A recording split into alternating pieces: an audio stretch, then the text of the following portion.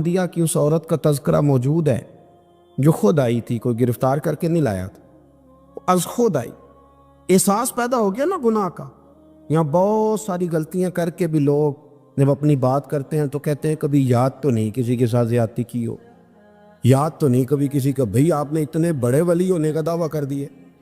انسان تو انسان رہتا ہے۔ بڑے بڑے لوگ کہہ گئے کہ یا اللہ اگر انجانے میں بھی بھول گئے ہیں تو ہم سے درگزر فرما، لیکن جب ہم تیار ہی نہیں ماننے کو۔ حضرت انس بن مالک کہتے ہیں وہ خاتون آئی، کوئی پکڑ کے نہیں لایا، کسی 14 دنوں کے ریمانڈ پہ نہیں اسے منوایا گیا، اسے وہ خود بخود آئی، اور کریم محبوب علیہ السلام کے سامنے جب وہ کھڑی ہوئی تو اتنے درد سے میں نے کم لوگ روتے دیکھے ہیں جس درد سے وہ روئی۔ عرض کرنے لگی حضور میں غلطی کر بیٹھی، مجھ سے زنا ہو گیا، مجھے پاک کر گئے۔ تو محبوب کریم علیہ السلام نے فرمایا تو کیسے ثابت کرے گی تو نے گناہ کیا؟ یعنی مجرم کو ثابت کرنا پڑ رہا ہے کہ میں گناہ گار۔ یہ وہ کمال ہے کہ انسانوں کو احساس ہونے لگے کہ یہاں ہم غلط ہیں۔ جب اعتراف جرم ہوتا ہے، جب بیماری کی تشخیص ہوتی ہے تو پھر اس کا علاج بھی ہو جاتا ہے۔ حضرت انس بن مالک کہتے ہیں وہ عرض کرنے لگی حضور میرے پیٹ میں ناجائز بچہ ہے۔ حضور نے فرمایا جا جب بچہ پیدا ہو تو پھر آنا۔ وہ 8 ماہ کے بعد آئی تو اس کی گود میں پھول سا بچہ تھا۔ حضور نے فرمایا واپس جا، جب روٹی کھانے لگ جائے تو پھر آنا۔ وہ 2 سال 2.25 سال دودھ پلاتی رہی، پھر جب آئی تو بچے کے ہاتھ میں روٹی کا ٹکڑا تھا۔ کریم محبوب صلی اللہ تعالی علیہ وسلم سے آ کے جب اس نے بات کی تو وہ درد سے روئی، کہنے لگی یا رسول اللہ 3 سال ہونے کو ہیں، میں نے گناہ کیا ہے، میں ساری رات سو نہیں پاتی۔ حضور تڑپتی، اگر اس حال میں مر گئی تو اپنے رب کو کیا منہ دکھاؤں گا، مجھے پاک کر دے، میرے حال پہ رحم فرمائے۔ محبوب کریم صلی اللہ علیہ وسلم نے بچہ ایک صحابی کو دیا، فرمایا بچوں کی طرح پالنا، اور کہا اسے لے جاؤ، پتھر مار مار کے اسے سنسار کر دو۔ صحابہ کہتے ہیں اسے پتھر لگ رہے تھے اور حضور بے چینی کے ساتھ ٹہل رہے۔ آ کے خبر دی حضور وہ تو وصال کر گئی، انتقال ہو گیا۔ فرمایا یہاں تک تو بات اس کی تھی۔ حضرت انس بن مالک کہتے ہیں اب محبوب کریم نے صحابیات سے فرمایا اسے غسل دو، کفن پہناؤ، جنازہ تیار ہو جائے تو مجھے خبر کرنا۔ حضرت انس بن مالک کہتے ہیں غسل ہوا، کفن ہوا، جنازہ تیار ہوا تو حیران ہم تب ہوئے جب میرے محبوب نے فرمایا صفے بناؤ، میں خود جنازہ پڑھاؤں گا، میں خود جنازہ پڑھاؤں۔ اور سرکار نے جنازہ پڑھایا تو ایک شخص کی زبان سے نکلا حضور اس ملعون کا معاذ اللہ جنازہ جس نے ناجائز بچہ جنا، اس کے لیے آپ دعا کر رہے ہیں، جنازہ پڑھا۔ حضور فرمانے لگے خاموش ہو جاؤ، تم نے گناہ دیکھا ہے، اس کا احساس نہیں دیکھا، تم نے غلطی دیکھی ہے لیکن اس کی توبہ کا انداز نہیں دیکھا۔ اور صاحب کنز العمال نے یہ لفظ نقل کیے ہیں کہ کریم محبوب فرمانے لگے اس نے تو ایسی شاندار توبہ کی ہے کہ اگر میں اپنی ساری امت میں بانٹ دوں تو اللہ سب کی مغفرت فرما دے گا۔ احساس جب پیدا ہو جاتا ہے نا اپنے دل کے اندر کہ یہاں میں غلط ہوں، ان العبد اذا اعترف ثم تاب تاب اللہ علیہ او کما قال نبی صلی اللہ علیہ وسلم، رواہ مشکات۔ حضور نے فرمایا جب کوئی بندہ کہتا ہے نا اللہ میں بھول گیا تھا، اور پھر وہ توبہ کرتا ہے تو رب اس کی توبہ کو فوراً ہی قبول فرما لیتا ہے۔ حضرت عبداللہ بن حذافہ جہاد کر رہے تھے، روم کے عیسائیوں نے گرفتار کر لیا، 1000 آدمی نے مل کے پکڑا، گرفتار نہیں ہوتے تھے صحابی، 1000 آدمی نے گھیرا ڈالا، گرفتار کر کے لے گئے۔ اور جب بادشاہ کے سامنے گئے تو وزیر کہنے لگا بادشاہ بندہ بڑے کام کا ہے، اگر ہمارے قابو آ گیا تو فائدہ دے گا، صحابی ہیں حضرت عبداللہ بن حذافہ، حضرت فاروق اعظم کا زمانہ ہے، اگر قابو آ گیا تو فائدہ دے گا۔ بادشاہ کہنے لگا کیوں، کیا خوبی ہے؟ کہنے لگے ہم 1000 آدمی تھے، یہ اکیلا قابو نہیں آ رہا تھا، 1000 آدمی تھے، اگر ہماری فوج میں شامل ہو گیا تو بہت بڑا جرنیل ملے گا۔ بادشاہ کہنے لگا کوئی مسئلہ نہیں، 2-3 چیزیں ہوتی ہیں بندے کو خریدنے کے لیے، خرید لیتے۔ بادشاہ کہنے لگا عبداللہ جتنی دولت تجھے چاہیے میں تجھے دے دیتا ہوں، میرے لشکر میں آ جا، معاذ اللہ اسلام چھوڑ دے۔ حضرت عبداللہ بن حذافہ کیا فرماتے ہیں بڑا تو بیوقوف ہے، میں نے دولت کمانی ہوتی تو مدینے میں بیٹھ کے تجارت کرتا، میں دولت کمانے نہیں نکلا، میں تو رسول اللہ کی رضا کمانے کے لیے نکلا ہوا ہوں۔ دولت کمانی ہوتی تو کسی مارکیٹ میں ہوتا، میدان میں آنا تو شہادت ہے مطلوب مقصود مومن، نہ مال غنیمت نہ کشور کشائی. یہ دولت تو لونڈی ہے رسول اللہ کے دروازے کی، جو تو پیچھے پیچھے پھرتی ہے نبی پاک کے غلاموں. یہ کمانی ہوتی تو میں کسی مارکیٹ میں ہوتا، میدان میں تھوڑا ہوتا. عبداللہ بن حذافہ سے ایک دوسری چال چلی. کہنے لگے میاں عہدہ جو تجھے چاہیے، میں بادشاہ ہوں، میرے نیچے جو عہدہ تو کہے گا وہ تجھے مل جائے گا. حضرت عبداللہ بن حذافہ کہنے لگے شاید تجھے پتہ نہیں میری تعریف کیا ہے، شاید تو جانتا نہیں میری تعریف کیا ہے. کہا صاحب کی کیا تعریف ہے؟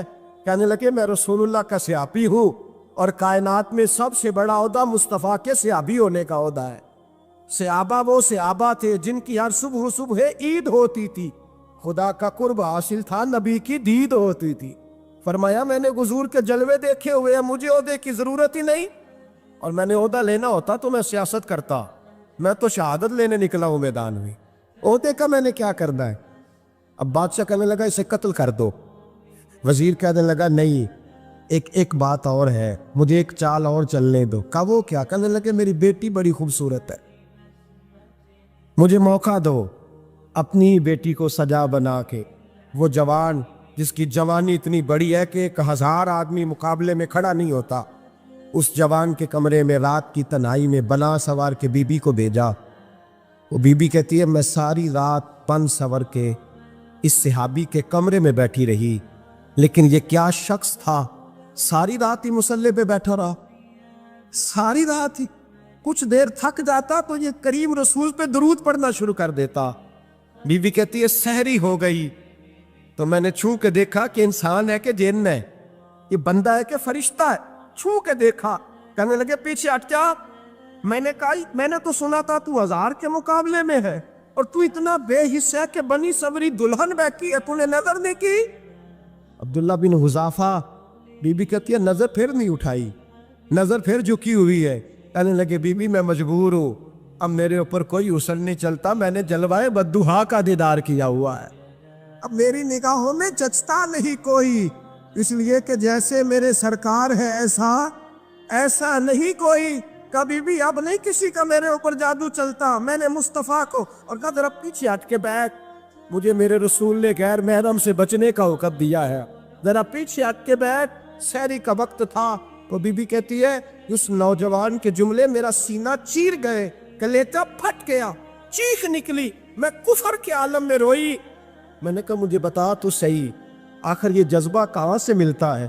آخر یہ روشنی تو میں نے دیکھی نہیں، کہاں سے آتی ہے؟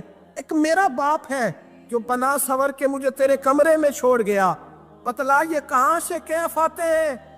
عبداللہ بن حذافہ کہنے لگے اگر کیب لینا ہے تو بھی میرے مصطفیٰ کا کلمہ پڑھ جا، آجا دروازے رسول پہ جھک جا، مل جائے گا. سویرے دروازے پہ باپ آیا بیٹی سے رزلٹ لینے. دروازہ کھولا تو بیٹی نقاب پہنے باہر آئی. باپ کہنے لگا کیا بلا؟ کہنے لگی پیچھے ہٹا، تو غیر محرم ہے، کافر ہے، میں مسلمان ہوں. اس نے کہا کیا ہوا؟ کہنے لگی تیرے جیسے کو باپ کہوں، تیرے جیسے کو جو مجھے استعمال کر رہا تھا. میں تجھے باپ نہیں مانتی، میں اب رسول والی ہو گئی، میں حضرت فاطمہ کی کنیزہ ہو گئی، میں اب نبی کریم کی خادمہ ہوں، خبردار میرے قریب نہ آنا. یہ داؤ بھی ناکام ہوا.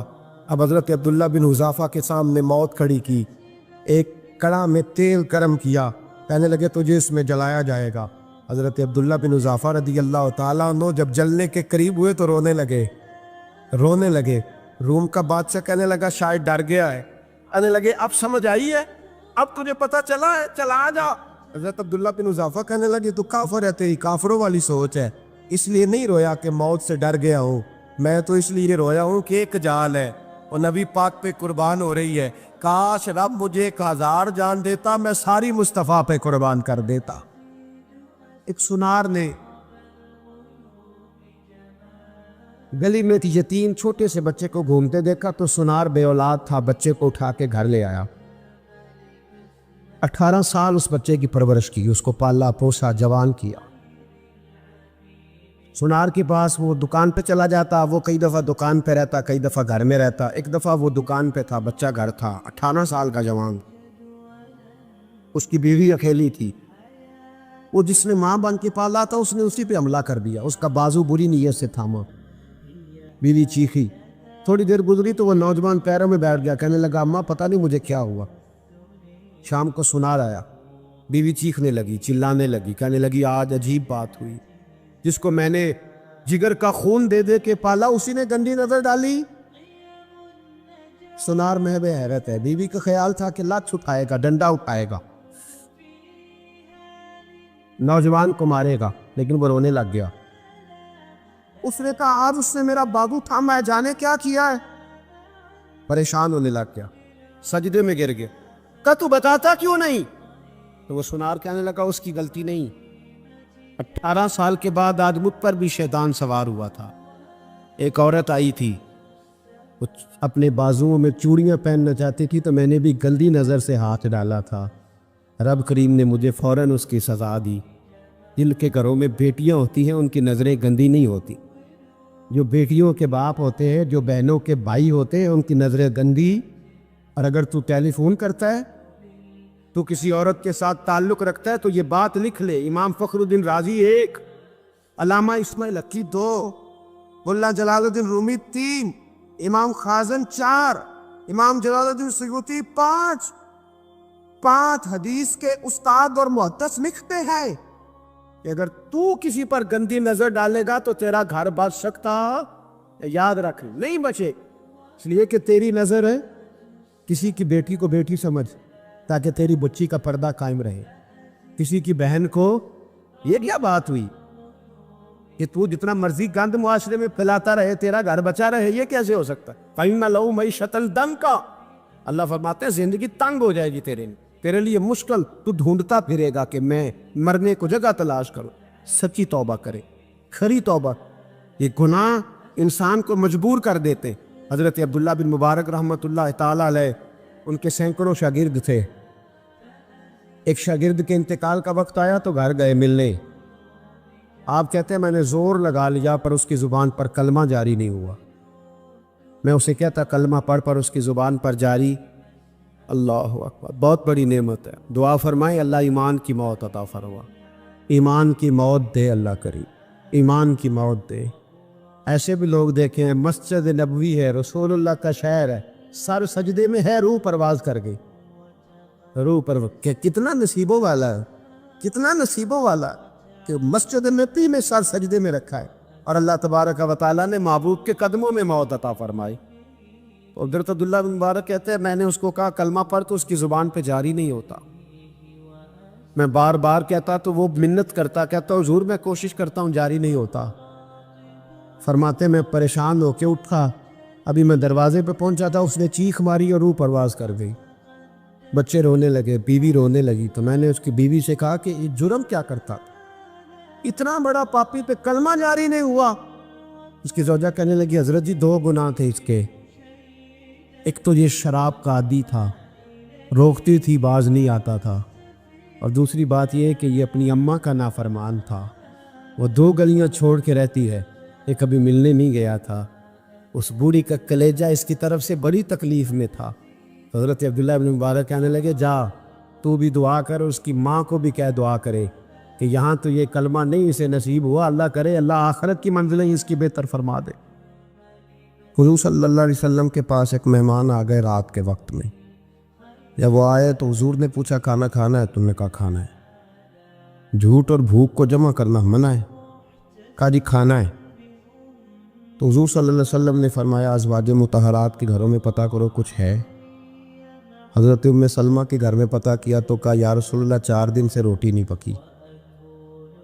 حضرت زینب سے پوچھا تو کہا حضور کئی دن سے چولہا ہی نہیں جلایا۔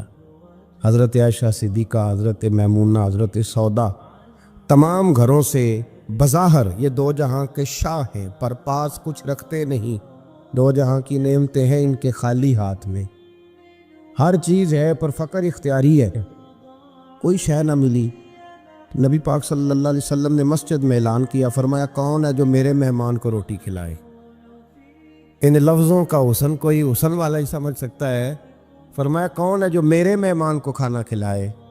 تو ایک صحابی لے گئے اور اٹھے، وہ صحابی جو صحابہ میں غریب تھے، ایک انصاری جو غریب آدمی تھے، بہت زیادہ امیر آدمی اللہ کی راہ میں خرچ نہیں کر پاتا، اس کے لیے مشکل ہو جاتا ہے، اس کے لیے بہت امیر آدمی جو ہوتا ہے نا، وہ جتنا زیادہ امیر ہوتا ہے نا اتنی دیوار اس کے گرد کھڑی ہو جاتی ہے پیسوں کی، مشکل ہو جاتا ہے اس کے لیے۔ غریب آدمی کھڑے ہوئے، اگرچہ میرے محبوب کے غلاموں میں جو بڑے امیر تھے وہ بھی خرچ کرنے میں بڑے آگے تھے، حضرت عثمان غنی رضی اللہ تعالیٰ عنہ، حضرت عبد الرحمن ابن عوف، حضرت ابو بکر صدیق رضی اللہ۔ لیکن یہ غریب آدمی کا حضور میں لے جاؤں گا، میں لے کے جاؤں، اور یہ بخاری مسلم ہے۔ حضور نے فرمایا لے جاؤ، وہ اب صحابی گھر لے گئے اور بیوی سے مشورہ کیا، بات پہ غور کرنا، ہر چیز کی بھوک دیکھی جا سکتی ہے، بچوں کی نہیں دیکھی جا سکتی۔ وہ انصاری حضور کے مہمان کو گھر لے گئے، جا کے بیوی سے مشورہ کیا، کہا بھلی مانس گھر میں کچھ ہے؟ تو اس نے کہا تھوڑا سا بچوں کے لیے کھانا رکھا ہے، بچوں کے لیے۔ بچے تو بزدل کر دیتے ہیں، بچے تو آدمی کو بزدل کر دیتے ہیں، بچے تو مار دیتے ہیں، کلیجہ پھٹ جاتا ہے بچہ بھوکا ہو تو، نیند نہیں آتی۔ اب صحابی اپنی بیوی سے کیا کہتے ہیں؟ کہتے ہیں بچوں کو بہلا کے سلا دے، اور رسول اللہ کے لیے نہیں، رسول اللہ کے مہمان کے لیے، بھائی نبی پاک کے لیے نہیں، حضور کے، تجھ سے در در سے سگ اور سگ سے ہے مجھ کو نسبت، میری گردن میں بھی ہے دور کا پٹکا تیرا، تجھ سے در در سے سگ سگ سے ہے مجھ کو نسبت۔ لمبی بات ہے کہ بچوں کو سلا دو۔ بی بی نے بچوں کو سلا دیا تو میاں بیوی کا مشورہ ہوا کہ مہمان کے ساتھ بیٹھ کے روٹی کھانا بھی سنت ہے۔ تو اب مہمان کے ساتھ بیٹھ کے کھانا بھی ہے تو کھانا ہے ایک دو آدمی کا۔ اب خاوند اپنی بیوی کو تیار کرتا ہے کہ میں بھی کھانے پہ بیٹھ جاؤں گا، تو بھی بیٹھ جانا، اور جب مہمان کھانے میں ہاتھ ڈال لے تو اٹھنا، کہنا او ہو دیا تو صحیح کیا ہی نہیں، ابھی بجھ جائے گا، اور جا کے دیا بجھا دینا۔ ہم ہاتھ ہلاتے رہیں گے، مہمان روٹی کھاتا رہے گا۔ اور یار اس درد کو، اس کیف کو سمجھو، گھر میں بچے بھی بھوکے، بچوں کی ماں بھی بھوکی، بچوں کا باپ بھی بھوکا، دسترخوان پہ روٹی لگ گئی، روٹیاں چون ڈالیں، بی بی اٹھی کہنے لگی او ہو چراغ تو صحیح کیا ہی نہیں، یہ تو بجھ جائے گا۔ حوصلے مند بی بی جس نے بچے بھوکے سلا دیے، وہ بھوکے سوئے ہوئے بچوں کی بھوکی اماں اٹھی اور اپنے خاوند کی تابع داری میں اٹھی، میں گڈی تے ہتھ ڈور سجن دے، وہ جنج رکھے اونج رہنا ہے، اٹھی اور اس نے نہ دیا ٹھیک کرنے کے بہانے بجھا دیا۔ مہمان روٹی کھاتا رہا اور رسول اللہ کے نوکر قربانی دیتے رہے، وہ روٹی کھا کے سیر ہو کے بستر بچھایا تو سو گیا۔ یہ میاں بیوی ساری رات بچوں کی طرف دیکھتے رہے اور غور کرتے رہے اور راضی رہے کہ ہم نے حضور کا فریضہ نبھایا ہے۔ قربان جاؤں محبوب پہ، بے خبر ہو جو غلاموں سے وہ آقا کیا ہے۔ وہ صحابہ وہ اگر قربانیاں دیتے تھے تو جو اعزاز ملتا تھا وہ بھی بڑا شان والا ہے۔ صحابی کہتے ہیں میں فجر کی نماز پڑھنے مسجد آیا، پہلا قدم رکھا تو میرے کریم بولے، حضور نے فرمایا رات جو تو نے اور تیری بیوی نے عمل کیا ہے خدا کو بھی بڑا پسند آیا ہے، محمد مصطفیٰ کو بھی بڑا پسند ہے۔ اور پھر ایک لفظ اور ہے حدیث میں، ایک روایت میں کچھ جملے اور بھی ہیں۔ حضور نے فرمایا جب تو اور تیری بیوی رات مہمان کے ساتھ احسار کر رہے تھے نا تو عرش کا مالک تمہیں مسکرا کے دیکھ رہا تھا، رب تمہیں دیکھ کے مسکرا رہا تھا، رب تمہیں دیکھ کے مسکرا، تر بامنی پہ شیخ ہماری نہ جائیے، ہم دامن نچوڑ دیں تو فرشتے وضو کریں، پر میں وہ مسکرا رہا تھا کہ میرے بندے میرے رسول کی رضا کے لیے کیا کر رہے ہیں۔ اور صاحب دیکھو، نبی پاک کے لیے نہیں، خاندان کے لیے نہیں، خاندان نبوت کے لیے نہیں، حضور کے نہ سمجھے یار، اس پہلو کو سمجھے۔ نبی پاک کے بریلی کے امام بول پڑے، فرمانے لگے تجھ سے در سے سگ سے ہے مجھ کو نسبت، تجھ سے در سے سگ کتے کو کہتے ہیں فارسی میں۔ فرماتے محبوب تیرا دروازہ اور دروازے پہ کتا، اور کتے کے پاس میں بیٹھا ہوں، چلو کتے کے پاس تو بیٹھا ہوں نا، میری گردن میں بھی کوئی تو پٹکا آیا ہی ہے نا، تجھ سے در سے سگ اور سگ سے ہے مجھ کو نسبت، چلو میری گردن میں بھی ہے دور کا پٹکا تیرا۔ قرآن مجید بول اٹھا، رب کریم نے فرمایا حبیب یہ تیرے غلام وہ ہیں کہ وَيُؤْثِرُونَ عَلَىٰ أَنفُسِهِمْ وَلَوْ كَانَ بِهِمْ خَصَاصَةٌ، فرمایا ان کا حال یہ ہے کہ جس چیز کی شدید حاجت ہوتی ہے وہ بھی اپنے بھائیوں پہ قربان کر دیتے، وہ دے دیتے ہیں تیرے نام پہ۔ جب مکے والے مدینے آئے انصار مدینہ تو میرے مصطفیٰ کریم نے فرمایا نہ تمہاری نسلیں ایک ہیں نہ قبیلے ایک ہیں، لیکن تمہارا نبی ایک ہے، تمہارا رسول ایک، خدا ایک، کتاب ایک، تمہارا میری وجہ سے رشتہ ہے۔ چلو اپنے بھائیوں کے ساتھ احسار کرو، چلو احسار کرو۔ اگر کسی کے 2 مکان تھے تو اس نے ایک اس کو دے دیا جو مکے سے آیا تھا، 2 باغ تھے تو ایک دے دیا، کسی کے پاس ایک تھا تو آدھا بانٹ کے دے دیا، ہر چیز تقسیم کر دی۔ حالات بدل جاتے ہیں، حالات بدل جاتے ہیں۔ تلک الایام نداولها بین الناس، اللہ لوگوں کے درمیان دن بدل دیتا ہے، حالات بدل گئے۔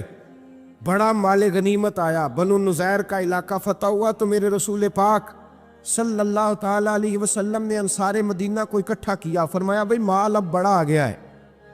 2 باتیں، یہاں تو اس طرح کرتے ہیں کہ میں ان کو کہتا ہوں جو مکے سے آئے تھے کہ جتنی تمہاری جائیدادیں باغ انہوں نے لیے ہیں واپس کر دیتے ہیں تمہیں، اور جو مال آیا ہے وہ بھی تم میں سے آدھا آدھا دونوں کے درمیان بانٹ دیتے ہیں، یا جیسے تمہارا دل چاہے، تمہارے مال بھی واپس کرتے ہیں اور جو وہاں سے مال آیا وہ تمہارے بیچ بانٹ دیتے ہیں، یا اگر تم کہو تو یہ مال ان کو دے دیتے ہیں مہاجرین کو، تمہیں تمہارے مال واپس مل جاتے۔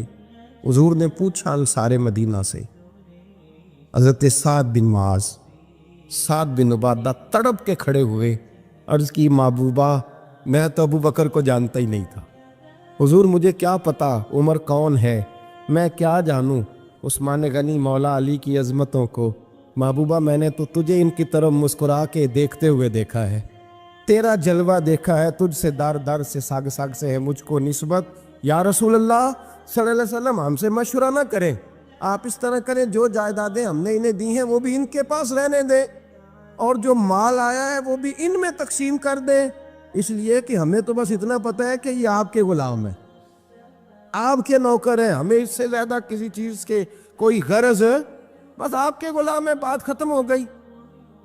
حضور خاموش ہو گئے۔ صحابہ کہتے ہیں دیر کے بعد ہم نے کہا فیصلہ ہونا چاہیے، فیصلہ پتہ کیا ہوا؟ حضور نے ہاتھ اٹھائے، کہا اے اللہ میرے مدینے والوں پہ رحم فرما، اے اللہ میرے انصار پہ رحم فرما، اللہ ان کے جذبے قبول فرما۔ بھائی اظہار والی زندگی، وہ کیا بات ہوئی کہ میں نے بڑی قربانی دی ہے، تو اور جب تک تو قربانی نہیں دیتا تو قدر والا نہیں ہوتا۔ جو چیز قربانی سے حاصل ہوتی ہے اس کی قدر ہوتی ہے، جو چیز مفت میں آ جاتی ہے اس کی کوئی قدر نہیں ہوتی، کوئی قدر نہیں۔ میں اکثر سوچتا ہوں کہ حضرت خواجہ اجمیری کے خلیفے اجمیر میں بھی تو ہونے چاہیے تھے نا، لیکن ان کے خلیفے اجمیر میں نہیں ہوئے، دلی میں ہوئے۔ تو میں سوچتا ہوں دلی والوں کے خلیفے دلی میں ہونے چاہیے، لیکن دلی میں نہیں ہوئے، پاک پتن میں ہوئے، تو پاک پتن والوں کے یہاں ہو جاتے، اس لیے کہ قربانی جو دیتا ہے نا، جو دور سے چل کے آتا ہے وہ قربانی کرتا ہے، قربانی دیتا ہے، اس کو قدر زیادہ ہوتی ہے۔ ہم نے کسی شے کے لیے کبھی قربانی نہیں دی، نہ دین کے لیے، نہ قرآن کے لیے، نہ مسجد کے لیے، نہ شیخ کے لیے، نہ طریقت کے لیے، قربانی تو ہے ہی نہیں۔ تو جو شے مفت ملتی ہے اس کا نہ مزہ آتا ہے نہ قدر ہوتی ہے۔ جو چیز قربانی کر کے لیتے ہو نا، قربانی کر کے، اس کی قدر ہوتی ہے۔ کسی لیے کہا تھا کسی درویش نے، اس نے کہا تھا قدر نبیدہ ایک کی جانن دنیا دار کمینے، قدر نبیدہ جانن واگے سو گئے وچ مدینے۔ ان سے پوچھو نا، ان سے پوچھو ان حضرات کو کتنی قدر تھی۔ قربانی اپنی زندگی میں دینا سیکھیں۔ ایک ہوتی ہے بندے کی ذاتی خواہش، اس کو کچلنا بڑا مشکل ہوتا ہے۔ قربانی بڑی ضروری چیز کا نام ہے، اور جو قربانی دینا سیکھ جاتا ہے وہ بچ جاتا ہے۔ کتیا 6 بچے جنم دیتی ہے لیکن قربانی نہیں نہ دیتی بچوں کی، تو ریوڑ نہیں بنتے، اجڑ نہیں بنتے۔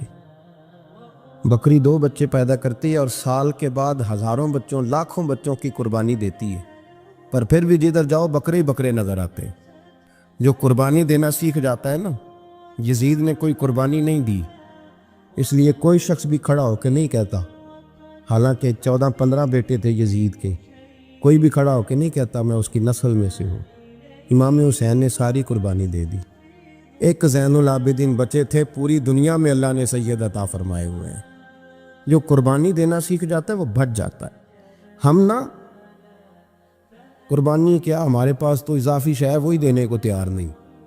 جب آپ تیار ہی نہیں تو سودا ہی نہیں کر، آپ نکلے ہی نہیں میدان میں، تو حاصل کیسے ہو؟ حصول تو تب ہوگا نا جب آپ کوئی انویسٹمنٹ کریں گے، تو آپ انویسٹ ہی نہیں کر رہے تو بھائی آپ نے پودا ہی نہیں لگایا تو پھل کیسے ملے؟ قربانی نہیں دی تو وہ درجہ کیسے ملے؟ اس کے لیے تو قربانی ضروری ہے۔ اب تمام صحابہ کی زندگی پڑھ لیں، حضرت ابو بکر سے لے کر حضرت بلال تک، یہ سارے قربانی والے ہیں۔ آپ تمام اولیاء کی صفت پڑھ لیں، حضرت غوث اعظم، جیلانی، داتا علی اجویری، خواجہ معین الدین، یہ سب قربانی والے لوگ ہیں، قربانی دیتے رہے تو بچے ہوئے ہیں۔ ان کے جو ساتھ تھے وہ بھی قربانیوں والے تھے۔ قربانی حصہ ہے طریقت کا، قربانی ضروری ہے۔ اور ہمارے صوفیاء تو کہتے ہیں جس شخص نے تصوف میں آ کے قربانی نہیں دی، بزرگوں کے پاس ایک شخص آیا، غالباً خواجہ نظام الدین محبوب الہی کی بات ہے، میرے ذہن میں نام پورا نہیں سما رہا، تو ایک مرید نے آ کے کہا حضور زکوٰۃ کتنی دینی ہے؟ فرمایا 2.5%۔ تھوڑی دیر کے بعد حضرت نصیر الدین چراغ دہلوی آ گئے، کہا حضور اللہ کے راستے میں کتنے دینے ہیں؟ فرمایا 50%۔ ایک ساتھی قریب بیٹھا تھا، اس نے کہا پہلے کے لیے 2.5% کا فتویٰ تھا، اس کو کہہ دیا آدھے دے دے۔ چند منٹ گزرے تو حضرت امیر خسرو بھی آ گئے، کہا حضور زکوٰۃ کتنی دینی ہے؟ فرمایا جو ہے سارا ہی لے آ، تیری 100% ہے۔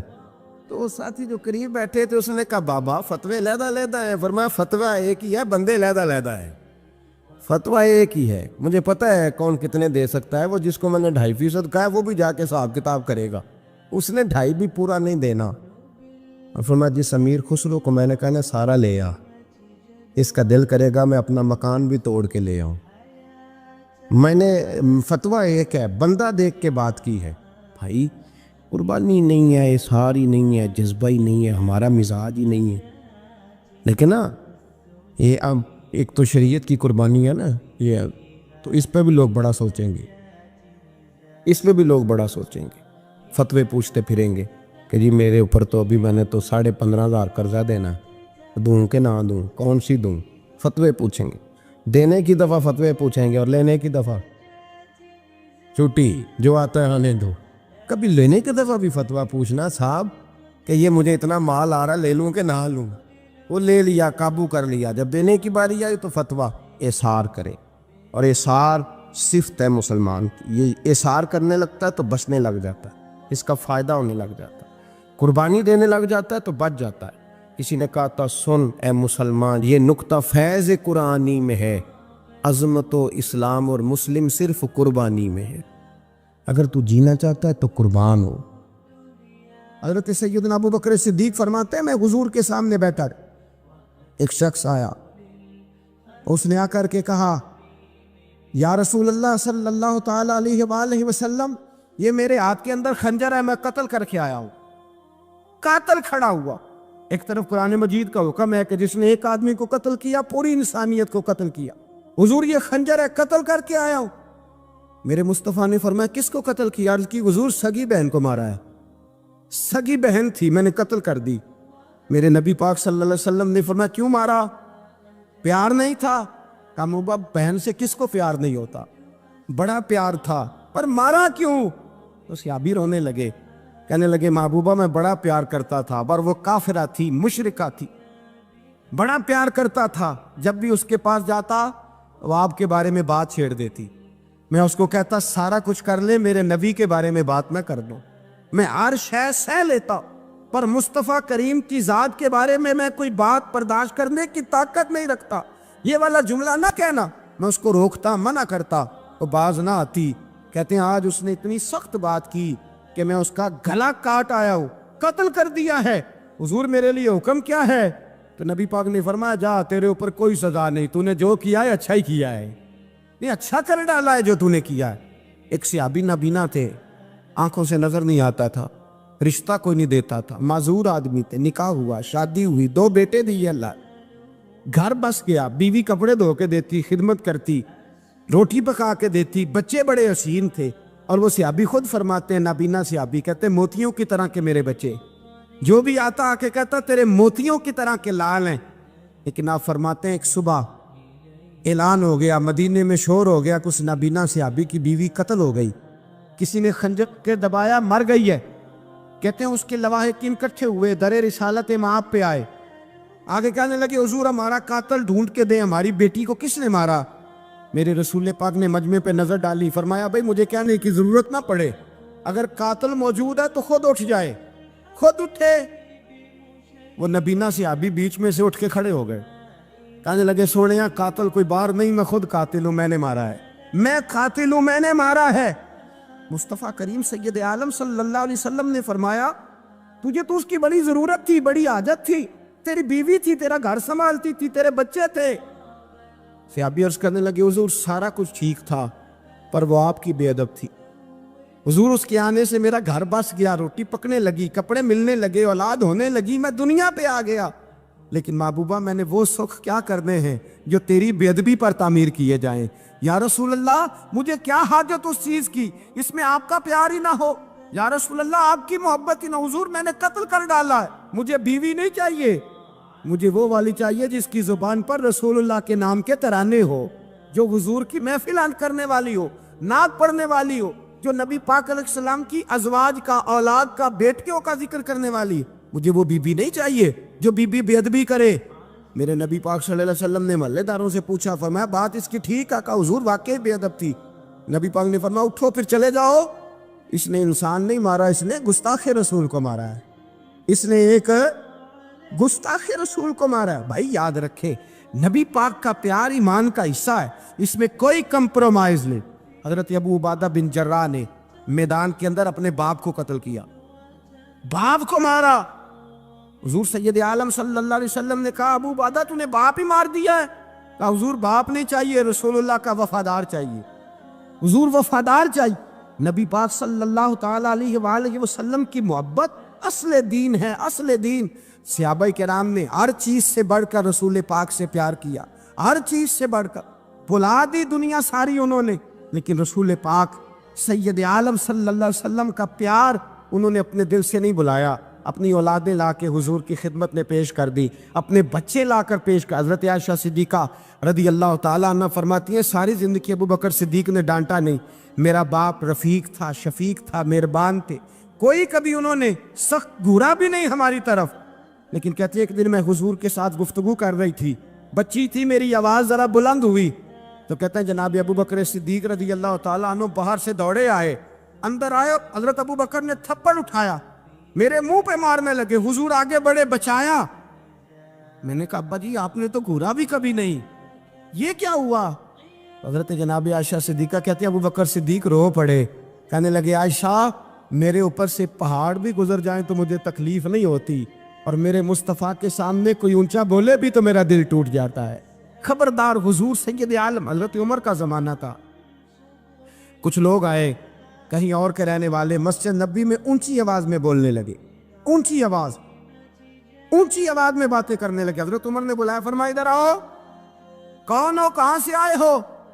کہنے لگے کوئی شام کا ہے، کوئی کسی ملک کا ہے۔ آپ فرمانے لگے تمہیں پتہ نہیں یہ روضہ رسول ہے؟ تمہیں پتہ نہیں یہ حضور کی مسجد ہے؟ لا ترفعوا اصواتکم فوق صوت النبی، تمہیں خبر نہیں تم کہاں آئے ہو؟ فرمایا اگر تم مدینے کے رہنے والے ہوتے میں تمہیں دروں سے مارتا، تمہیں سزا دیتا۔ تمہیں ادب رسول کا نہیں پتا، تمہیں رسول اللہ صلی اللہ علیہ وسلم کے طریقے کا نہیں پتا۔ نبی پاک صلی اللہ علیہ وسلم کے وجود سے خون نکلا، حضور نے حضرت عبداللہ بن زبیر سے کہا ٹھکانے لگا دو، جاؤ ٹھکانے لگا دو، ایسی جگہ لگاؤ جہاں کسی کی نظر نہ پڑے، خون بہتا ہوا خون حرام ہے، قرآن پاک نے بیان کیا ہے، کہا ٹھکانے لگا دو۔ حضرت عبداللہ بن زبیر باہر نکلے اور حضور کا جو خون تھا وہ پی گئے۔ حضور نے کہا تھا پی لینا، کیا کہا تھا؟ ٹھکانے لگا دو، پی گئے۔ واپس آئے تو مصطفیٰ نے فرمایا کہاں ٹھکانے لگایا؟ کہا یا رسول اللہ ایسی جگہ جہاں کسی کی نظر نہیں پڑے گی، ایسی جگہ جہاں کسی کی نظر نہیں پڑے گی۔ حضور نے فرمایا پی گئے ہو؟ کہا حضور پی گیا ہوں۔ فرمایا جاؤ، نبی کا وعدہ ہے تمہارے وجود کو جہنم کی آگ چھوئے گی بھی نہیں۔ ہم وہ والا پیار کرتے ہیں جو حضور نے کہا ہے۔ حضرت ام ایمن نبی پاک کی دائی تھی، حضور کی رضائی والدہ تھی، سرکار کی طبیعت مبارک علیل ہوئی تو حضور نے ویسے نبی پاک جب پخانہ کرتے تھے تو حضرت عائشہ صدیقہ فرماتی ہیں حضور کے پخانے سے کستوری سے بھی زیادہ خوشبو آیا کرتی۔ اور آپ حضرت انس بن مالک فرماتے ہیں حضور کھیتوں میں پخانے کے لیے جاتے، میں ساتھ جاتا، جہاں نبی پاک صلی اللہ علیہ وسلم پخانہ کرتے میں وہاں جا کے دیکھتا تو کوئی شے نہ ہوتی۔ میں کہتا حضور کہاں گیا؟ اللہ کے رسول فرماتے جب میں پخانہ کرتا ہوں تو زمین کھل جاتی ہے، میرا پخانہ اندر سمو لیتی ہے۔ حضور کے پخانے اور پیشاب سے کستوری کی خوشبو آتی تھی، کستوری کی خوشبو آتی تھی۔ حضرت ام ایمن رضی اللہ تعالی عنہ کہتی ہیں حضور نے پیشاب کیا، طبیعت مبارک قلیل تھی تو لکڑی کے ایک برتن میں حضور نے پیشاب کیا اور کہا اماں جی اس کو بار رکھا ہے، کہیں بار ٹھکانے لگائیں۔ حضرت ام ایمن کہتی ہے میں نے اسے ہاتھ لگایا تو میرے وجود سے بھی خوشبو آنے لگی، میرا جسم مہکنے لگا۔ حضرت ام ایمن کہتی ہے میں باہر جا کے نکال کے دکھاؤ کسی حدیث سے کہ رسول پاک نے فرمایا ہو میرا پخانہ پی جانا۔ حضرت ام ایمن باہر گئیں، نبی پاک کا پیشاب مبارک پی گئیں، واپس آئیں تو حضور نے فرمایا اماں کہاں رکھا ہے؟ کہنے لگی محبوبہ وہاں رکھا ہے، کسی کی نظر نہیں پڑے گی۔ حضور نے فرمایا پی گئی ہو؟ کہا حضور پی گئی ہوں۔ فرمایا جاؤ میرا وعدہ ہے قیامت تک تمہیں پیٹ کی بیماری کوئی نہیں لگے گی، جب تک زندہ رہو گی پیٹ کی بیماری۔ حضور نے کہا تھا کہ پی جاؤ نا۔ بھائی یاد رکھیں رسول اللہ صلی اللہ علیہ وسلم کے صحابہ جو حضور کی تعظیم کرتے ہیں تو اس کا حکم نہیں دیا نبی پاک، لیکن وہ جانتے جب تعظیم کی باری آئے تو جو بھی کام تعظیم کا ہوگا، جو کام بھی عزت کا ہوگا وہ عزت دی جائے گی۔ ایک صحابی حضور علیہ السلام کی گھوڑے کو کجاوا بالا کرتے تھے، کاٹھی ڈالتے تھے۔ حضور نے کہیں نہیں کہا کہ وضو کر کے ڈالنا، غسل کر کے ڈالنا، کہیں نہیں کہا۔ رسول پاک صلی اللہ علیہ وسلم رات کو کہہ دیتے کہ صبح جانا ہے تو گھوڑا تیار کر دینا، اونٹ تیار کر دینا۔ ایک دن اللہ کے محبوب سویرے اٹھے، گھوڑا تیار تھا، حضور بیٹھے تشریف لے گئے۔ جب تشریف لے گئے نبی پاک صلی اللہ علیہ وسلم تو حضور واپس آئے تو بلایا، ان سے صحابی کا نام تھا حضرت اسلم بن شریک، ان کو بلا کے حضور نے فرمایا یار آج کجاوا تو نے نہیں باندھا۔ وہ رونے لگے، کہنے لگے محبوبہ اس کا مطلب ہے میرا باندھنا آپ کو پسند آتا ہے، اس کا مطلب ہے میری خدمت قبول ہے۔ فرمایا تو نے نہیں باندھا؟ یا رسول اللہ نہیں۔ فرمایا کیوں نہیں باندھا؟ کیا جواب ہے، کیا حسن ہے۔ کہنے لگے یا رسول اللہ میں صبح اٹھا تو میرے اوپر غسل فرض تھا، اگر میں بغیر غسل کے ہاتھ لگاتا حضور کو نہیں نبی پاک کے گھوڑے کے کجاوے کو، کہا حضور گھوڑے کے کجاوے کو بغیر غسل کے ہاتھ لگاتا تو بے ادبی تھی، اور اگر غسل کرتا تو حکم ماننے میں دیر ہوتی تھی، یہ بھی بے ادبی تھی، لہذا کسی اور کی ڈیوٹی لگائی۔